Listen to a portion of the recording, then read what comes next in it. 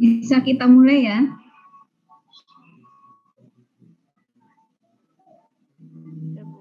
Bisa, Bu. Bisa, Bu. Bisa, Bu.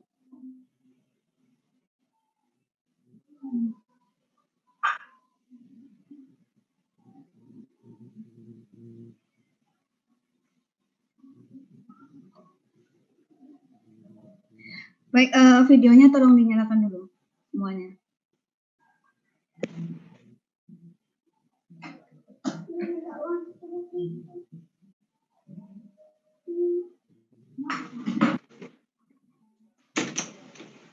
Oke, assalamualaikum warahmatullahi wabarakatuh.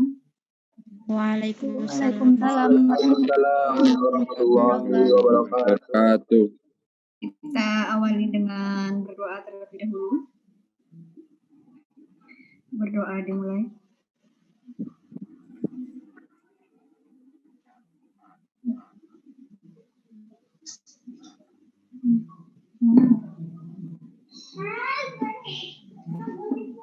Hari ini yang presentasi kelompok 1 sama 2.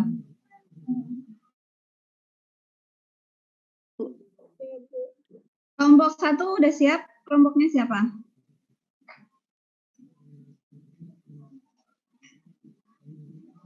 Kelompok saya, Bu.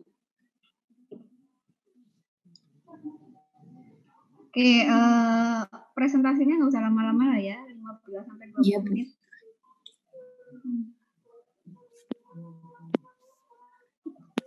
Monggo Mbak dimulai presentasinya. Share screen.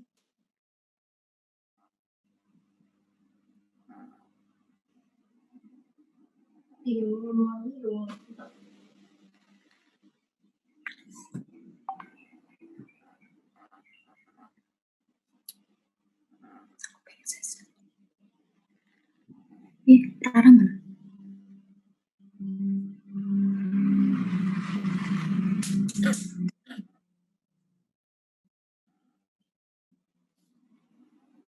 Aku izin share screen dong.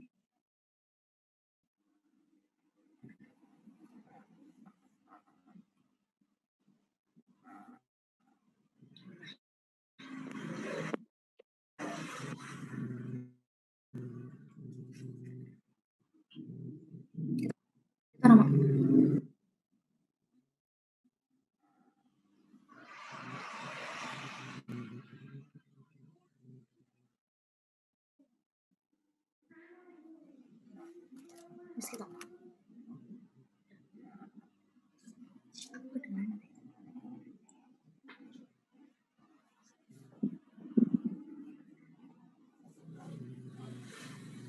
Mulai.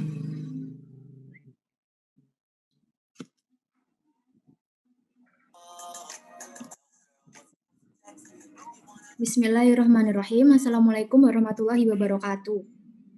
Waalaikumsalam warahmatullahi warahmatullahi wabarakatuh.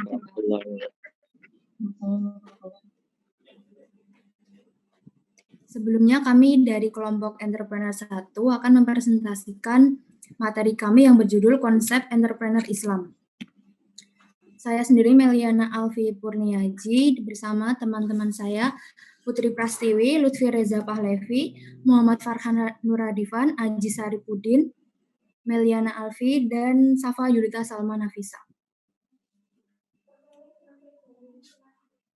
Nah, pada materi pertama, yaitu konsep entrepreneurship Islam, kita akan membahas mengenai pertama falsafah bisnis Islam, yang kedua pengertian entrepreneurship dalam Islam, yang ketiga pedagang, pengusaha, penemu, dan entrepreneur, yang keempat konsep entrepreneur dalam Islam, yang kelima Islam dan entrepreneur.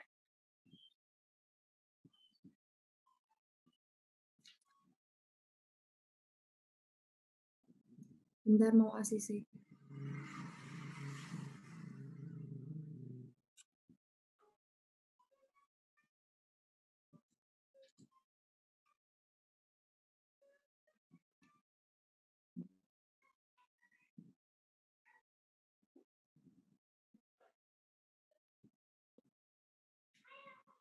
Masuk belum, Putri?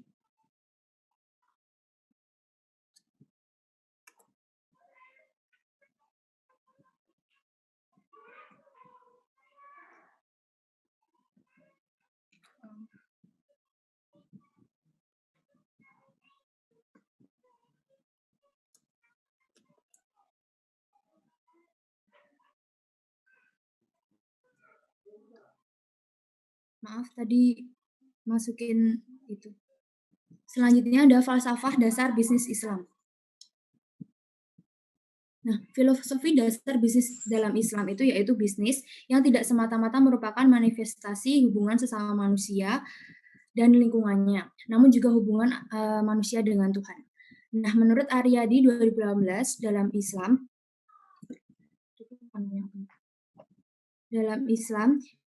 bisnis dapat dipahami sebagai serangkaian aktivitas bisnis dalam berbagai bentuk yang dibatasi oleh jumlah atau kuantitas kepemilikan harta baik barang maupun jasa dan profitnya, namun dibatasi dalam cara perolehan dan pendayagunaan hartanya.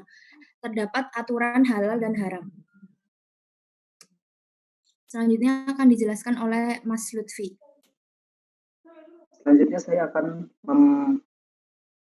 mempresentasikan sumber hukum dari Al-Quran. Dari Al-Quran sendiri terdapat dua sumber hukum. Yang pertama dari surat Al-Mulk ayat 15 dan yang kedua adalah Al-Jumu'ah ayat 10.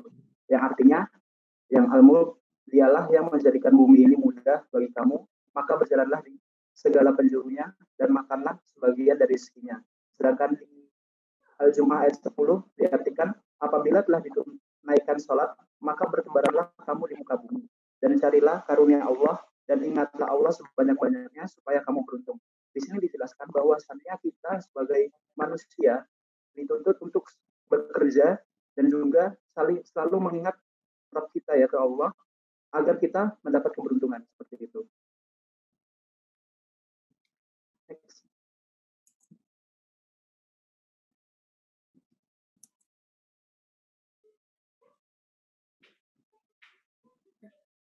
Selanjutnya saya akan mempresentasikan pengertian entrepreneurship dalam Islam. Entrepreneurship dalam bahasa Indonesia disebut juga kewirausahaan. Jika diartikan secara bahasa, itu berasal dari kata wira dan usaha. Wira ini bisa diartikan pejuang, pahlawan, manusia unggul, teladan, berbudi luhur, gagah berani, dan berwatak agung. Adapun juga usaha. Usaha ini berarti perbuatan amal, bekerja, berbuat sesuatu. Dengan demikian, wirausaha dapat diartikan adalah orang ahli yang melakukan sesuatu Islam sendiri tidak dijelaskan serinci mungkin tentang entrepreneurship, namun dalam konsepnya itu sama seperti yang tadi dijelaskan Mbak Meliana di filsafahnya, yaitu praktiknya itu terdapat vertikal dan horizontal. Maksudnya di sini, kalau vertikal itu hubungan kita dengan Allah dan horizontal ini hubungan kita dengan manusia. Jadi di dalam entrepreneurship ini tidak hanya ditekankan terhadap profit semata, melainkan juga kebaikan-kebaikan yang akan tercatatnya seperti itu.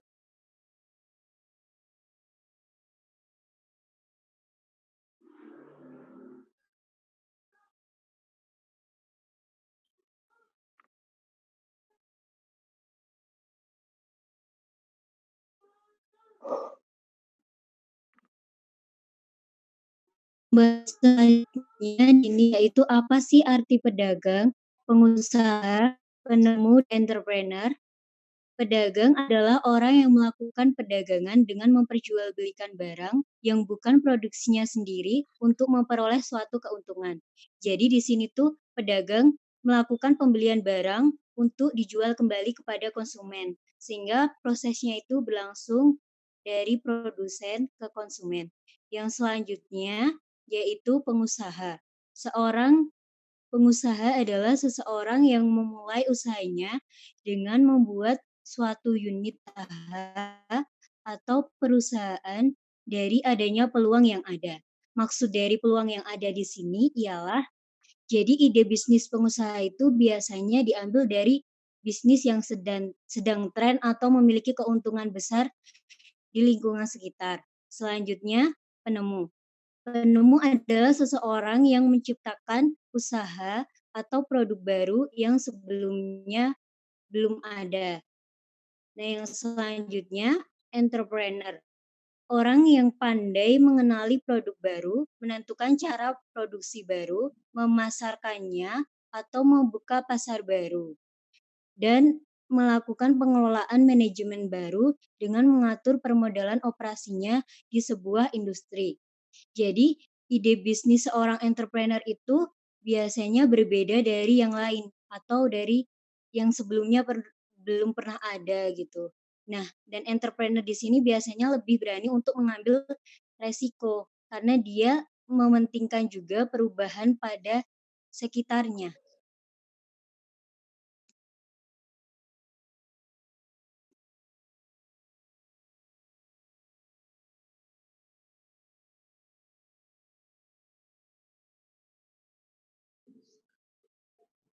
Ya, untuk selanjutnya ada konsep entrepreneurship Islam.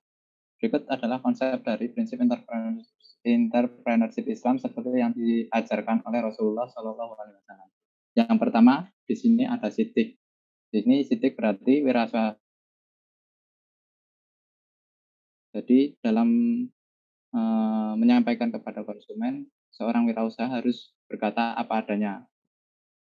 Harus berbicara apa kelebihan dan apa kekurangan dari barang yang ditawarkan. Kemudian yang kedua ada amanah. Amanah yaitu bertanggung jawab dan tidak melakukan penipuan pada konsumen. Selanjutnya ada tablik, yaitu kemampuan berkomunikasi efektif, menyampaikan deskripsi produk dengan jelas.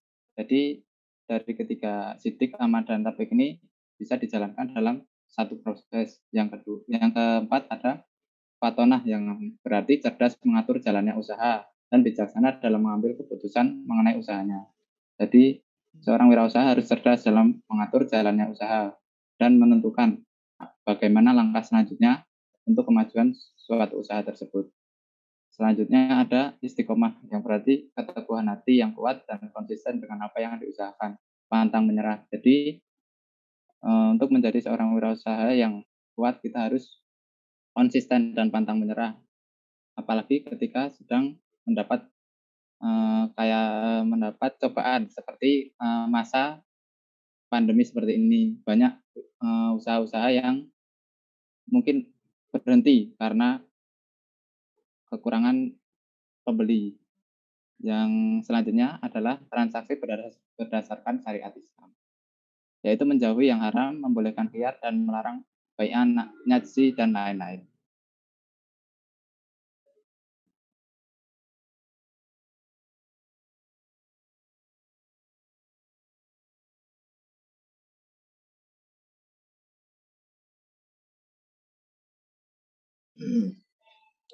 Kedengeran nggak?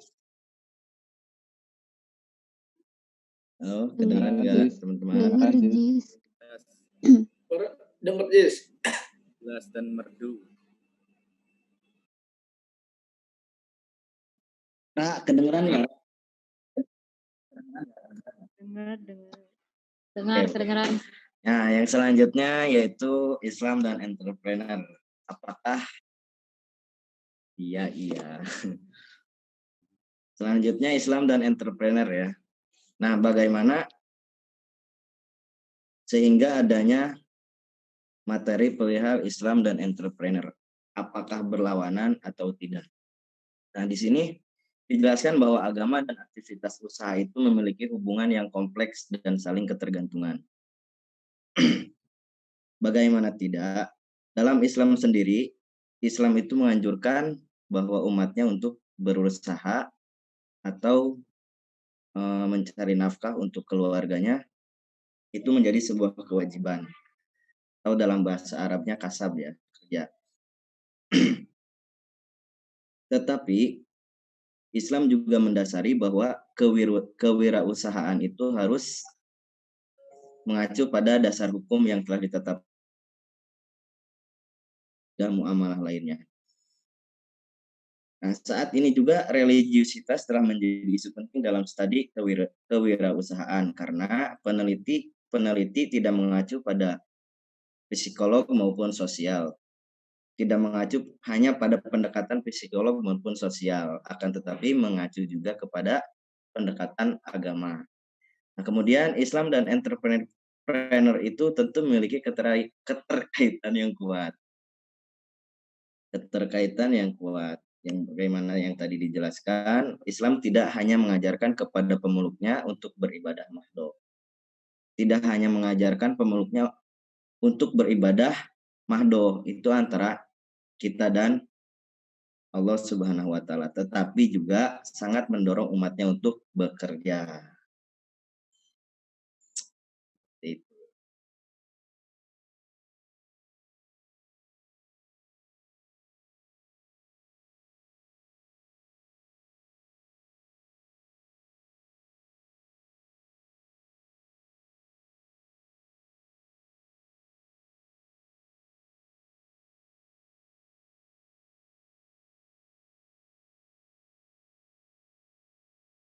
Putri Prastiwi di mana ya?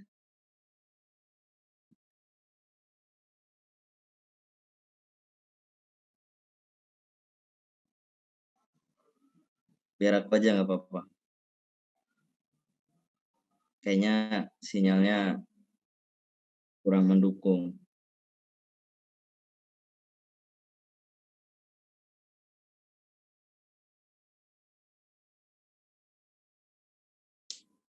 Boleh nih. Lanjut, Cis.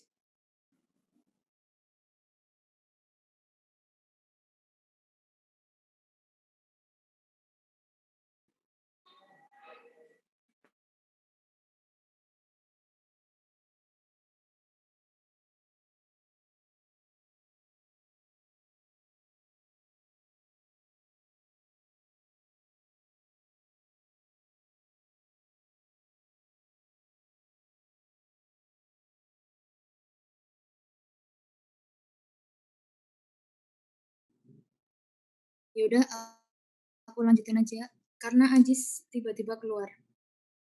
Jadi kesimpulannya, dunia bisnis memang sangat berpotensi menjerumuskan para pelakunya ke dalam hal-hal yang diharamkan, baik dalam karena desakan kebutuhan ekonomi maupun dari ketatnya persaingan usaha yang ada.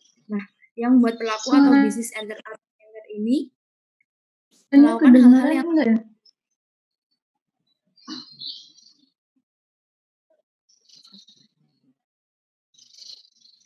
Nah, berdasarkan hal ini, perlunya penerapan konsep dan prinsip Islam dalam melakukan kegiatan usaha. Sekian dari kelompok 1. Ada kurangnya mohon maaf. Wassalamualaikum warahmatullahi wabarakatuh. Waalaikumsalam. Silahkan kalau ada pertanyaan ke kelompok 1, maksimal 2 pertanyaan aja ya. Oke.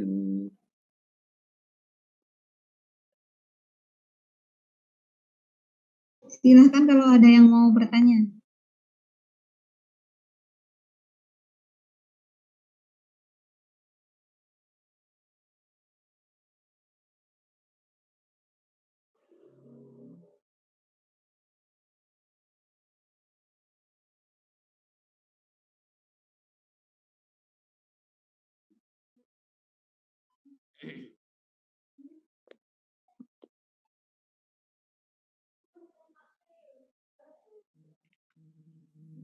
Ada yang ditanyakan, teman-teman?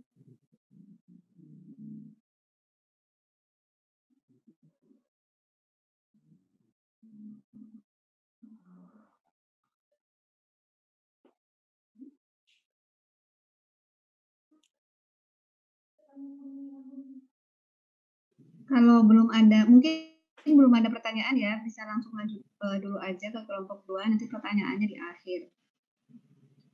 Kelompok 2 sudah siap?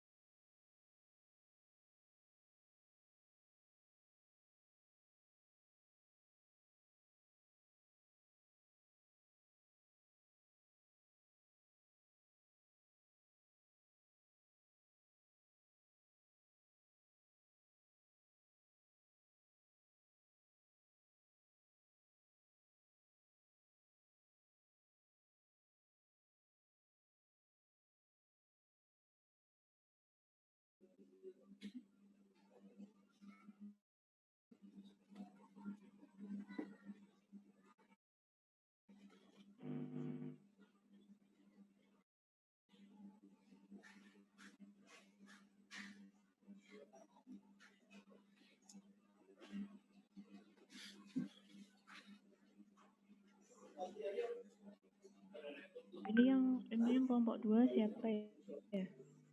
Aku naik. Saya. Yang mau nge-share screen siapa ini? Aku. Mas Aeng.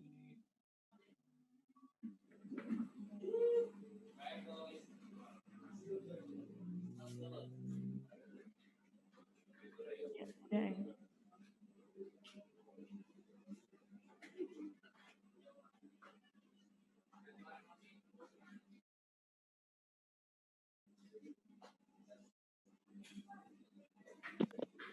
Udah kelihatan ya?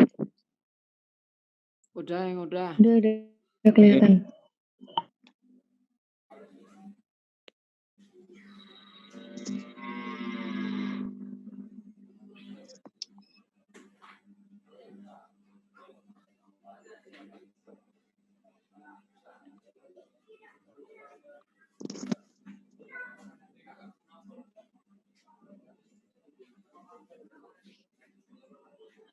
Oke, assalamualaikum warahmatullahi wabarakatuh. Baik kawan-kawan semuanya, di sini saya dari kelompok 2 ya.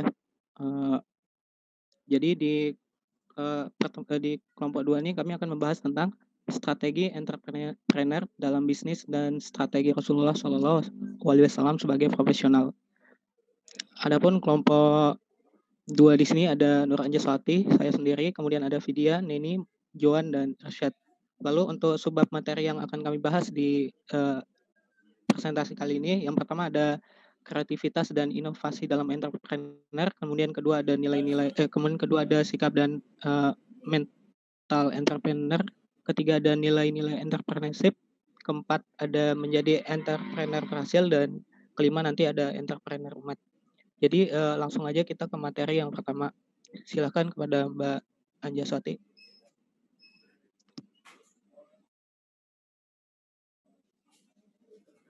Baiklah, kita yaitu kreativitas dan inovasi dalam entrepreneurship.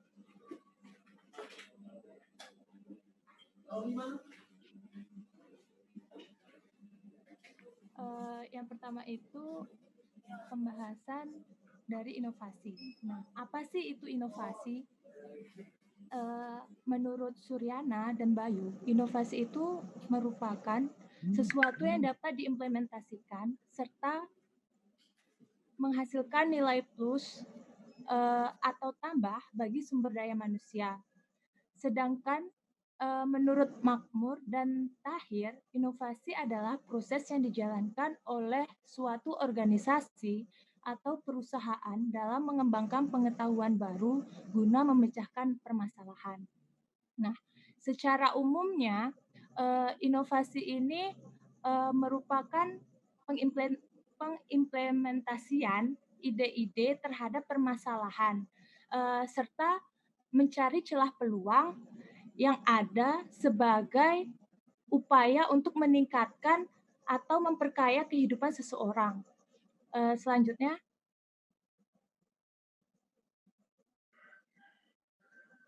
yang kedua itu kreativitas. Nah, kreativitas itu menurut Hendro merupakan kemampuan yang dimiliki seseorang untuk memikirkan sesuatu yang baru. Secara umumnya, kemampuan yang dimiliki seseorang untuk melihat masalah peluang dengan mengembangkan ide-ide dengan cara-cara baru atau dengan solusi kreatifnya seperti itu. Nah, inovasi dan kreativitas ini merupakan hal yang sangat penting bagi seorang entrepreneur karena apabila seorang entrepreneur hanya memiliki satu di antara dua hal ini, dia tidak akan sukses. Karena apabila dia hanya mempunyai inovasi saja tanpa kreativitas, hal yang dia kerjakan itu tidak akan berkembang dengan baik. Seperti itu.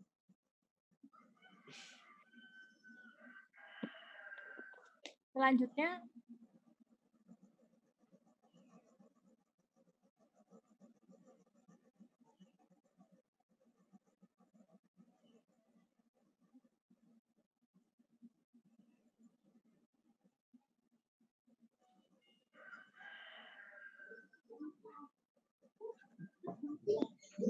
Selanjutnya di sini adalah sikap dan mental dalam entrepreneur.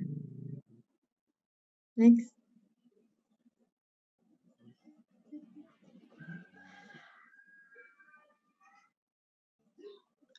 Apa sih itu sikap wirausaha? Sikap wirausaha itu adalah kemampuan atau attitude yang ada dalam diri seseorang individu untuk melakukan usaha bisnis dan mampu menghadapi resiko dan rintangan dalam dunia usaha. Dan pada dasarnya seorang wirausaha itu harus mampu melihat dan bisa memanfaatkan peluang-peluang yang ada di sekitarnya. Nah, sehingga dari hal tersebut bisa mendapatkan keuntungan dan manfaat bagi diri sendiri maupun orang lain. Faktor-faktor yang mempengaruhi sikap wirausaha menurut Suryana yaitu hasrat atau keinginan memperoleh pendapatan yang tinggi, memperoleh kepuasan dalam karir, bisa mengontrol diri sendiri, bisa mendapatkan prestis dari keberadaan bisnisnya, bisa menciptakan ide dan konsep-konsep baru, dan bisa mengembangkan kekayaan jangka panjang. Di sini ada beberapa sikap yang harus dimiliki oleh seorang wirausaha. Yang pertama itu adalah percaya diri, mandiri dalam mencari pendapatan atau penghasilan dari keuntungan yang dihasilkan oleh usahanya. Terus lalu bisa berusaha untuk menemukan peluang-peluang baru yang ada di sekitarnya yang dapat menguntungkan diri sendiri atau orang yang di sekitarnya. Terus bekerja keras, tekun, konsisten, dan dapat mampu berkomunikasi dan berinteraksi dengan pelanggannya untuk kemajuan bisnis usahanya. Dan selanjutnya itu jujur, disiplin, dan mampu mencintai usaha yang sedang dirintis. Next.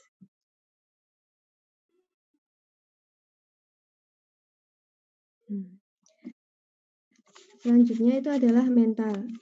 Menurut Adi W. Gunawan adalah mental itu adalah sesuatu yang berhubungan tentang pola pikir. Jadi mental itu adalah kecenderungan pada pola pikir yang dapat memunculkan sikap, perilaku, atau karakter dari seorang individu.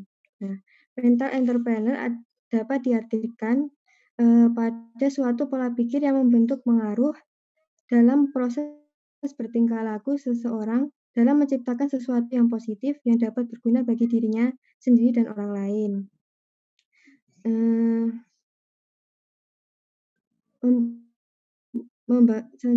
Selanjutnya itu adalah membangun mental entrepreneur. Membangun entrepreneur adalah proses membentuk kebiasaan pola pikir yang membawa perubahan, kreativitas, inovasi-inovasi baru yang mampu memberikan pengaruh lebih seorang wirausaha dalam berbisnis. Nah, karakter seperti itu yang bisa menjadi fondasi bagi seorang wirausaha. Dan di sini adalah ada beberapa upaya yang dapat membentuk mental entrepreneur. Yang pertama itu adalah menentukan keinginan atau tujuan. Di sini itu seseorang harus mempunyai fokus utama, sasaran atau tujuan dari apa yang hendak dicapai dari suatu bisnisnya.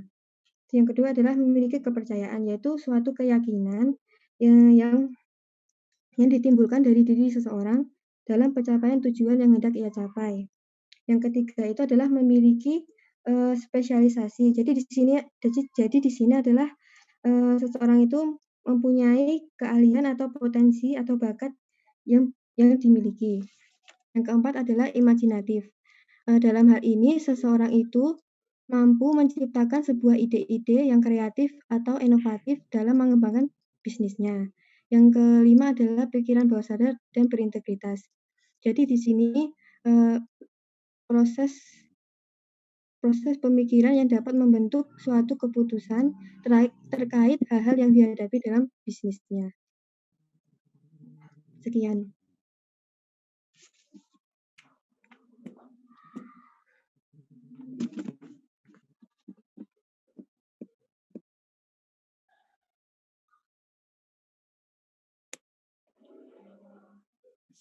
Nilai-nilai entrepreneur. Dengeran ya? Dengeran enggak suaranya? Dengeran. Dengar. Cek. Dengar. Udah. Dengar, Om. Lanjut. Dengar Johan. Lanjut. Ora usah mundur, ora usah mundur. Nilai-nilai dalam entrepreneur.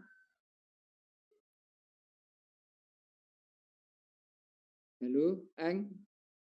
Iya. Kok balik lagi ya? Ini benar nih. Nilai-nilai dalam entrepreneurship. Kewirausahaan atau entrepreneurship suatu disiplin ilmu yang mempelajari tentang nilai, kemampuan, dan perilaku seorang dalam menghadapi tantangan hidup dan cara memperoleh peluang dengan berbagai resiko yang mungkin dihadapinya. Nilai akan selalu berhubungan dengan hal-hal baik, kebajikan, dan keluhuran budi, serta akan menjadi sesuatu yang dihargai dan dijunjung tinggi oleh seseorang, sehingga ia merasakan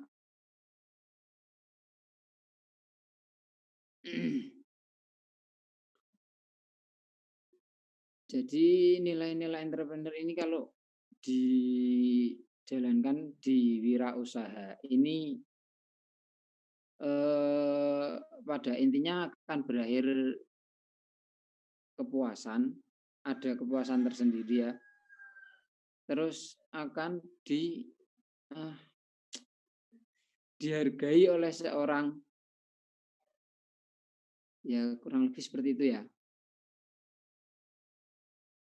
Lanjut nilai-nilai entrepreneur, nilai-nilai dasar yang penting untuk dipegang yang dijadikan dasar bagi seorang entrepreneur. Di antaranya kreativitas, inovasi, berani mengambil resiko, ketahanan fisik dan mental, berjiwa kepemimpinan, jujur, disiplin, tanggung jawab.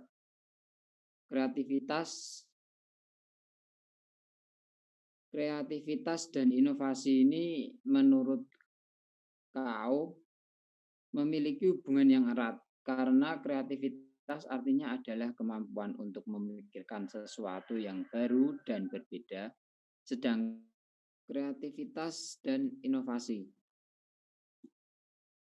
Tadi kan kreativitas dan inovasi ini memiliki hubungan yang erat karena kreativitas artinya adalah kemampuan untuk memikirkan sesuatu yang baru dan berbeda. Sedangkan inovasi merupakan kemampuan untuk melakukan, mengaplikasikan sesuatu yang berbeda. Dengan demikian, yang paling penting dalam entrepreneur adalah kemampuan pengusaha untuk lebih kreatif dan memanfaatkan inovasi dalam kegiatan bisnisnya. Terus berani mengambil resiko. Seorang usahawan itu harus berani mengambil resiko. Semakin besar resiko yang dihadapinya, semakin besar pula kemungkinan, keberhasilan, dan keuntungan yang akan ia dapat. Sebaliknya, jika semakin kurang ia berani menghadapi resiko, semakin kecil pula kemungkinan keberhasilannya. Tentu saja, resiko-resiko ini harus diperhitungkan dulu dengan matang. Berani mengambil resiko ini merupakan kunci awal dalam berusaha, karena hasil proporsional dengan resiko yang diambil oleh seorang usahawan. Terus ketahanan fisik dan mental. Memulai dengan mempertahankan suatu usaha. Seorang wirausaha harus mempunyai ketahanan fisik dan mental. Mengingat persaingan yang begitu ketat di pasar, maka selain produk yang berkualitas itu, ketahanan fisik dan mental juga penting. Yang terpenting adalah mental. Yang terpenting adalah mental itu. Terus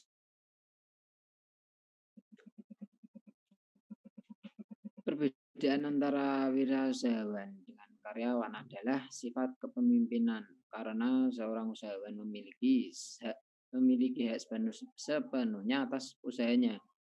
Dia yang memimpin segala yang ada di dalam usahanya. Sedangkan seorang karyawan, ia akan bekerja sesuai perintah atasannya, tanpa memiliki hak untuk mengambil keputusan. Jadi lebih ke leader aja. Kalau leader itu menyuruh tapi juga mengajak. Jadi sama-sama kerja, gitu ya. Terus jujur, perilaku ini ditanamkan di dalam diri seorang wirausahawan. Dengan begitu berarti dirinya berupaya menjadikan dirinya seseorang yang bisa dipercaya. Karena dalam bisnis kita harus saling percaya dan mengemban amanah itu tidak mudah. Karena pasti di dalam bisnis itu ada kerjasama dengan pihak lain. Nah itu yang diutamakan adalah jujur. Terus disiplin. Tindakan yang menunjukkan perilaku tertib dan patuh pada berbagai ketentuan dan peraturan. Disiplin yang tinggi akan menjadikan usaha yang dipimpinnya semakin berkembang dan pada akhirnya memenuhi target. Ya. Terus tanggung jawab.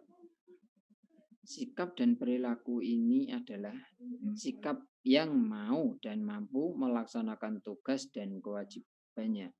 Seorang wirausaha harus mempunyai rasa tanggung jawab yang besar.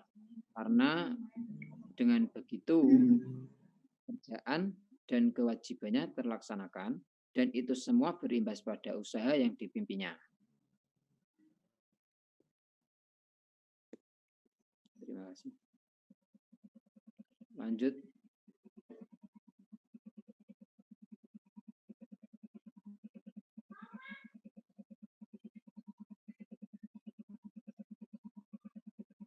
Ada Mbak Neni, dipersilakan.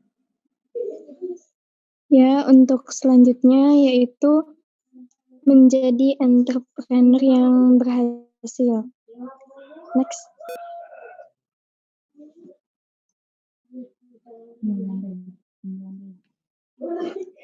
Untuk menjadi entrepreneur yang berhasil, terdapat 7 kunci sukses untuk memulai usaha. Yang pertama yaitu modal. Modal itu sesuaikan kondisi keuangan kita atau modal awal dengan sasaran usaha yang akan kita buka. Yang kedua, skill atau kemampuan. Dengan keahlian, kita lebih siap menghadapi medan dan mampu menetralisir ancaman yang mungkin timbul dengan tindakan yang cepat. Yang ketiga yaitu sangat mempengaruhi animo konsumen untuk mampir atau berbelanja atau tertarik dan sangat berpengaruh terhadap kecepatan pengembangan usaha kita. Yang selanjutnya yaitu promosi. Untuk usaha berskala menengah dan besar akan lebih baik bila mempromosikan promosi dilakukan melalui media internet, radio, surat kabar, atau TV. Yang selanjutnya itu brand. Brand ini merupakan kunci paling penting ya. Brand usaha harus singkat, jelas, mudah diingat, dan familiar. Yang selanjutnya yaitu membangun sistem. Membangun sistem usaha yang baik sejak awal, memulai usaha meliputi ada manajemen usaha, organisasi, dan pengelolaan finansial atau keuangan. Yang terakhir yaitu karyawan. Rekrut karyawan yang mumpuni akan lebih baik yang telah memiliki keahlian sesuai bidang usaha yang kita buka dan menempatkan karyawan sesuai dengan skill-nya masing-masing. Dan selanjutnya ada 7 kunci keberhasilan dalam untuk penunjang menjadi entrepreneur yang berhasil. Yang pertama pengetahuan dalam berbisnis tentunya, kemampuan bisnis, pengalaman bisnis, visi atau tujuan dalam berbisnis, harapan kedepannya berbisnis, keyakinan, kebahagiaan, menjalankan bisnis dengan bahagia. Selanjutnya, ini. Nah, ini menjadi wirausaha yang sukses. Apa yang harus dilakukan? Yang pertama, make other feel safe to speak up. Jadi ini Seorang pengusaha yang sukses harus mampu untuk mengalihkan perhatian ke diri mereka dan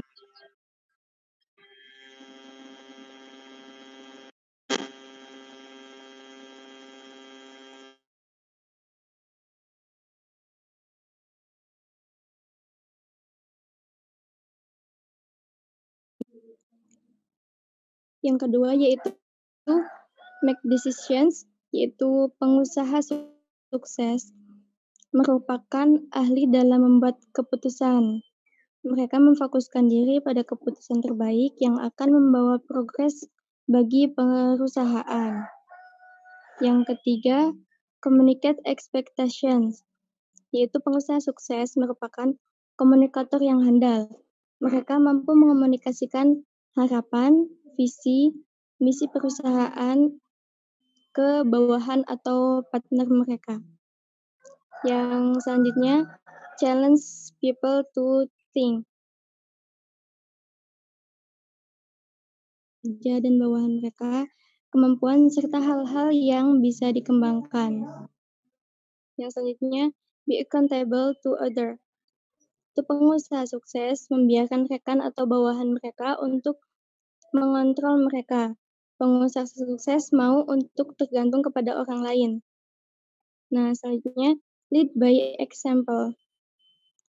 Yaitu seorang pengusaha mampu memberikan contoh yang baik kepada karyawan maupun jajarannya.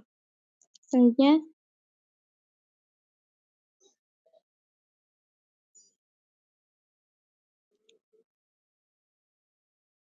sebelumnya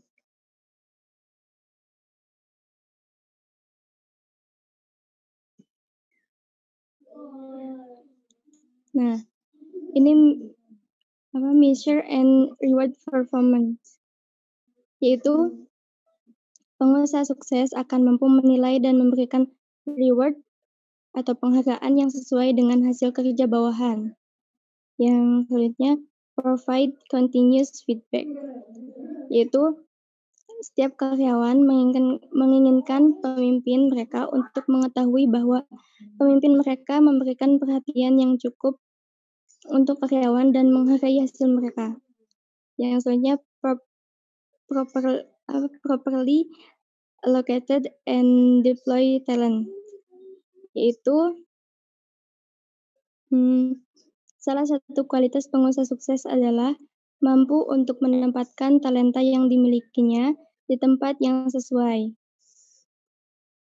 Yang selanjutnya, ask questions, seek counsel.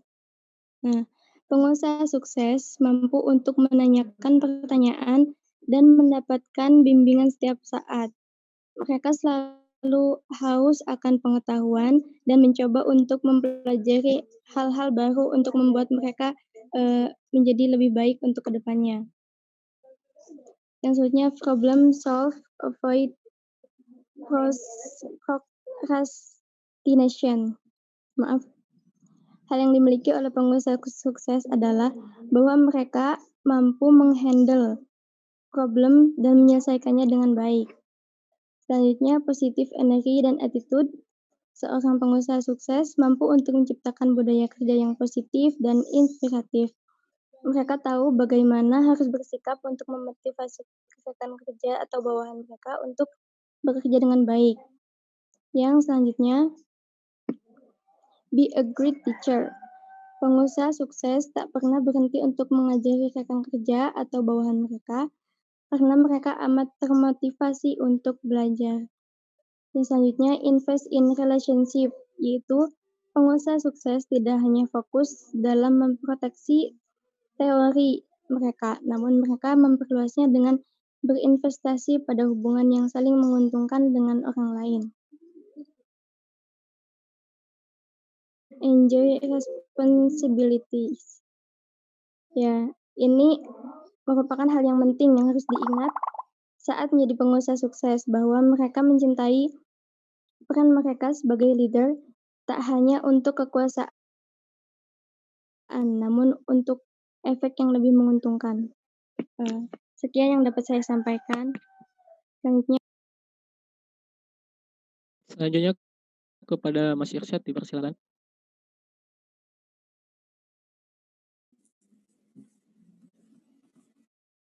Ya, untuk presentasi terakhir yaitu mengenai bab entrepreneurship umat. Pada presentasi sebelumnya, entrepreneurship sudah dijelaskan secara rinci ya oleh kelompok sebelumnya.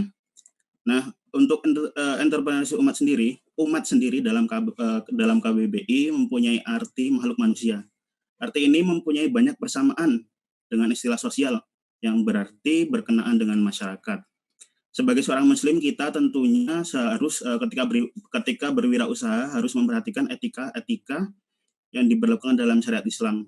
Tadi seperti misalkan kejujuran, tidak berbuat ingkar, tidak adanya unsur najisah, tidak melakukan kegiatan ihtikar, dan ya, yang paling penting yaitu menghindari dari unsur riba. Nah, dalam setiap kegiatan perekonomian pasti akan adanya dampak kepada kondisi lingkungan sekitar. Misalkan ketika ada kondisi lingkungan di mana tingkat pertumbuhan ekonominya tinggi, adanya peningkatan pendapatan dapat merubah perilaku atau gaya hidup masyarakat tersebut. Dalam sisi negatif pun, ketika kita melanggar etika yang diberlakukan oleh syariat Islam, akan menimbulkan kerusakan juga di lingkungan masyarakat. Nah, prinsip-prinsip tersebut merupakan bentuk pemecahan masalah dalam ekonomi dan sosial. Kenapa? Karena kebajikan-kebajikan itu diperintahkan dalam Islam ya. Seperti kebajikan membantu orang lain tanpa berupaya mengambil keuntungan dalam kebajikan tersebut. Nah, kebajikan tersebut dalam Islam dilihat sebagai sesuatu yang komprehensif. Artinya, kebajikan yang dilakukan tidak hanya bertujuan untuk kepentingan duniawi saja, melainkan bersifat luas seperti mencapai kepentingan dunia akhirat. Nah, dari beberapa uraian di atas, maka dapat kita simpulkan ya, bahwa tujuan adanya kegiatan entrepreneurship umat atau social entrepreneurship dalam ekonomi itu yang pertama misal menjangkau permasalahan sosial dan turut membantu dalam pemenuhan kebutuhan masyarakat. Sebagai contoh, di Indonesia kita ada 2 lembaga, Amil dan Zakat. Ada banyak sih sebenarnya, tapi kita ambil lembaga Amil Zakat seperti Dompet Duafa dan Rumah Zakat. Kedua lembaga tersebut merupakan contoh lembaga yang merupakan awalnya inisiatifnya hanya untuk mengadakan donasi dan voluntari untuk mengurus masalah ini. Lembaga tersebut bisa menyerap ribuan tenaga kerja. Rumah sakit ya bersalin gratis, mobil jenazah keliling, maupun obat-obatan gratis di berbagai pos kesehatan di Indonesia. Nah, lembaga tersebut adalah contoh bukti nyata bahwasanya social entrepreneurship ini dapat ya memenuhi kebutuhan masyarakat dan membantu permasalahan sosial. Yang kedua yaitu menghindari adanya ketimpangan sosial yang sangat jauh. Nah, dalam Islam kita kan diwajibkan untuk membayar zakat, infak, dan sedekah. Namun adanya seperti misalkan pemberdayaan masyarakat ya. Nah, pemberdayaan masyarakat tersebut dapat mengurangi namanya ketimpangan sosial, seperti mengurangi tingkat pengangguran dan lainnya.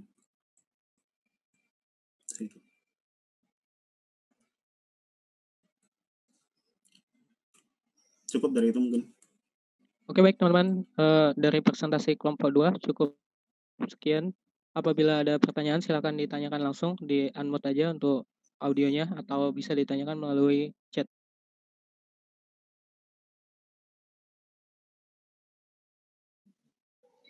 Mohon teman-teman yang mau bertanya dipersilahkan mau bertanya ke kelompok 1 atau kelompok 2.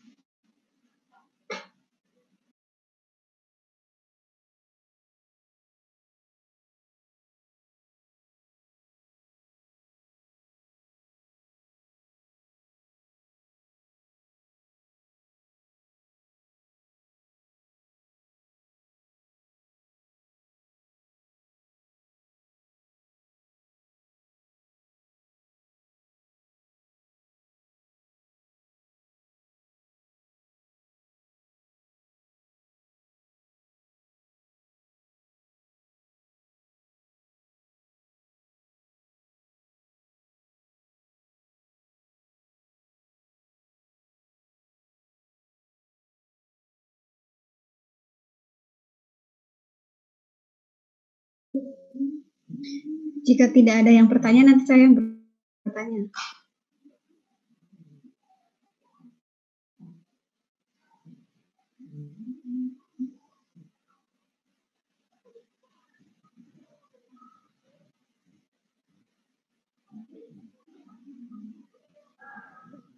Mbak Sarti mungkin mau bertanya tuh.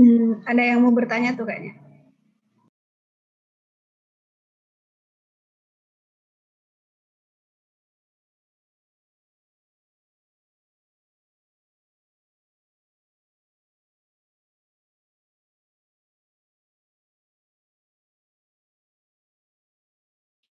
Ya udah, saya mau nanya, Bu.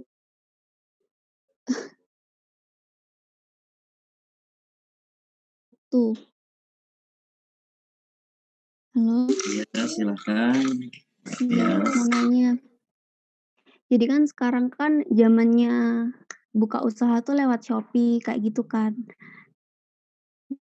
Nah, kalau dari Shopee itu biasanya kita tuh lihat kita tertarik mau membeli barangnya tuh kalau lihat reviewnya bagus kan, yang kayak ada penilaian-penilaian itu. Nah, misalkan kita mau buka usaha, lalu kita tuh bikin testimoni, palsu. Jadi kita nyuruh teman kita buat order produk kita dan kita suruh, kasih review di toko kita. Nah, untuk dalam rangka biar orang lain tuh juga tertarik dengan produk kita gitu loh. Karena kalau bener-bener memulai sesuatu dari nol, itu maka akan susah banget buat orang lain itu tertarik dengan apa yang kita jual, seperti itu. Nah, itu menurut, teman-teman gimana nih dalam menanggapi ini, apa, strategi yang seperti ini? Terima kasih.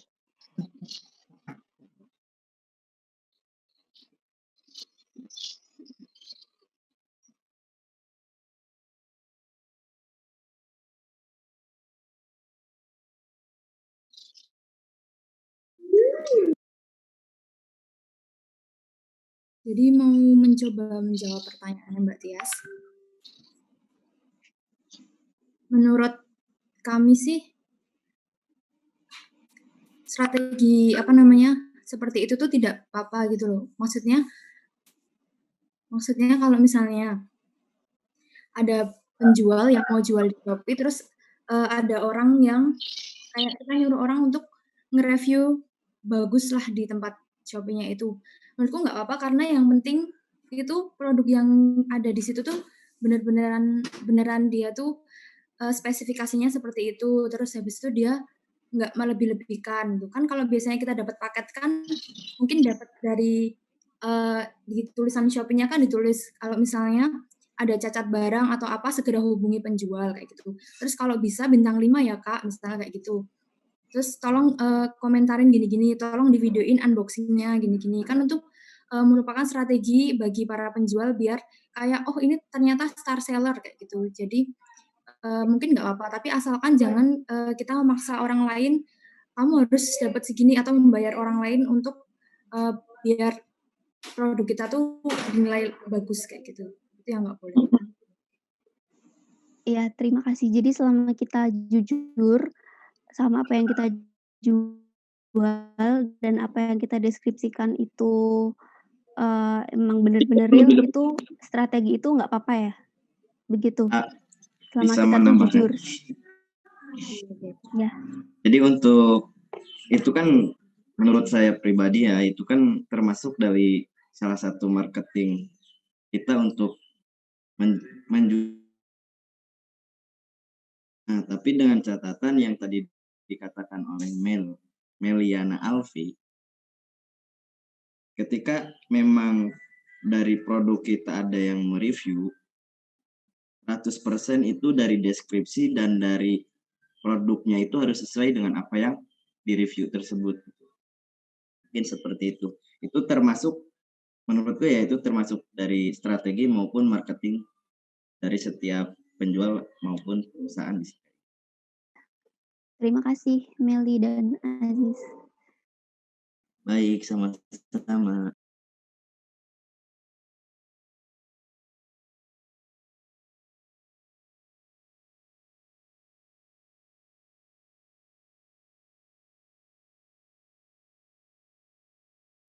Itu ada yang nanya terkait entrepreneurship itu terdapat praktik vertikal dan horizontal. Bisa dicontohkan? Monggo Mas Lutfi. Nah, itu tadi yang vertikal horizontal itu maksudnya gini loh. Jadi kan kita sebagai umat muslim itu beramal itu kan nggak cuman berorientasi pada profit saja, tidak berorientasi pada profit semata, melainkan hubungan kita sama manusia itu kan ada namanya suka sama suka dan ridho sama ridho. Nah, itu salah satu contoh hubungan horizontal yang nantinya akan berefek pada vertikal. Jadi hubungan amalan kita kepada manusia yang baik itu akan dicatat sebagai amalan baik yang nantinya akan berimbas pada dunia akhir kita, seperti itu. Jadi vertikal horizontal itu maksudnya vertikal itu kan ke atas. Jadi kita sebagai manusia terhadap sang pencipta, sedangkan horizontal itu kan flat, kita manusia sama manusia, seperti itu. Makasih. Ya paham. Ya.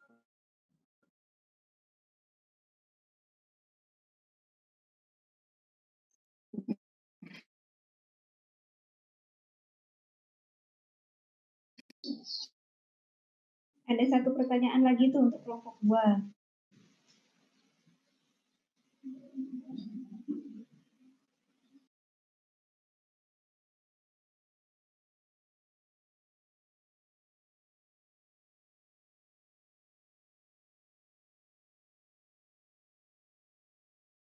Halo kelompok 2, ada pertanyaan satu lagi tuh, mau dijawab atau gimana?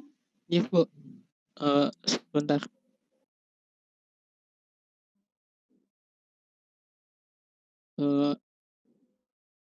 Baik, untuk pertanyaan dari Mbak Anis ya, tentang cara entrepreneur muslim mempertahankan usahanya di serba era digital pada saat itu gimana sih? Sebenarnya gini, entrepreneur muslim dan yang lainnya itu nggak jauh beda. Jadi kita itu harus sama berinovasi. Diuji loh di era digital gini. Jadi apa namanya? Kembali ke entrepreneur itu bagaimana dia berinovasi dalam era digital. Dan banyak sekali yang bisa dilakukan di era digital ini, seperti yang pertama untuk digital marketingnya itu dia harus bisa mengembangkan usahanya untuk lebih ke arah yang berbasis teknologi, seperti misalnya jualan online, kemudian yang memanfaatkan fasilitas syariah misalnya, seperti fintech ya, financial teknologi itu harus dimanfaatkan juga sih. Jadi para entrepreneur harus bisa memanfaatkan harus bisa memanfaatkan financial teknologi syariah sejenis OVO atau gimana kayak gitu sih. Ada tambahan mungkin dari kelompok 2 nih.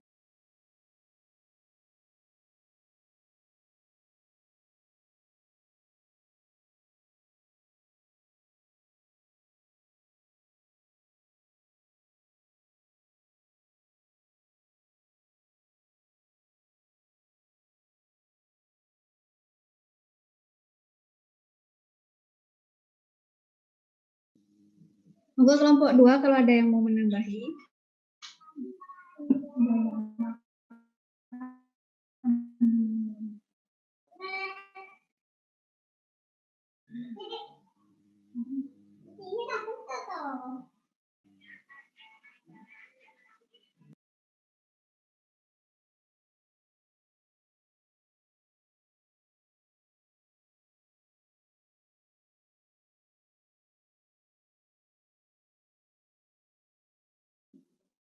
Jika tidak ada, saya bantu sedikit ya.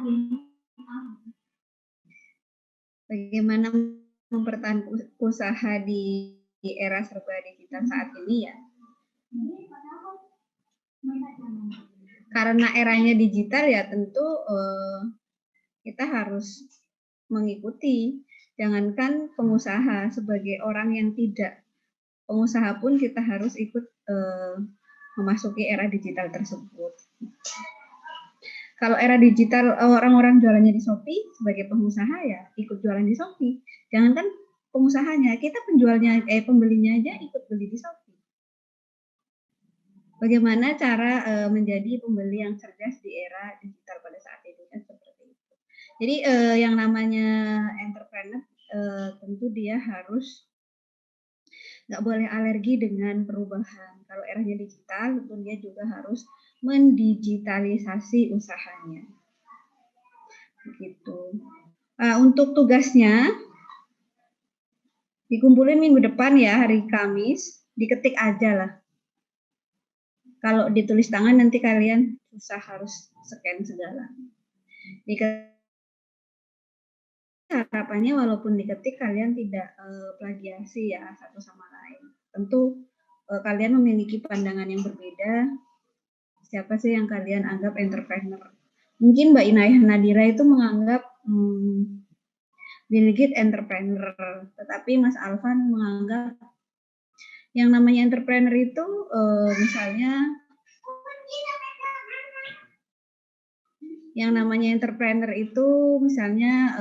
ini